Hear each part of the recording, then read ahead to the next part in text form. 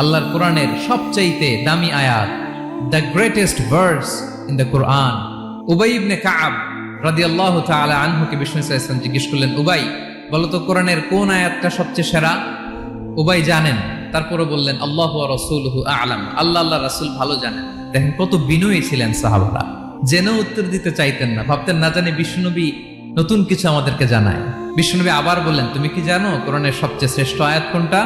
এবার উবাই ভাবলেন এবার আমি উত্তরটা দিয়েই দেই। তিনি বললেন আয়াতুল কুরসি, আল্লাহু লা ইলাহা ইল্লা হুয়াল হাইয়ুল কাইয়ুম, এটা শ্রেষ্ঠ আয়াত। বিষ্ণুনবী খুশি হয়ে উবাই ইবনে কাবের বুকে একটা চাপড় মারলেন, এরকম আদরের চাপড় দিয়ে বললেন, লিয়াহনিকাল ইলমু ইয়া আবুল মুনজির, হে আবুল মুনজির, জ্ঞান এবং প্রজ্ঞা তোমার জন্য মোবারক হোক, তুমি ঠিক বলেছো। সুবহানাল্লাহ পড়ে।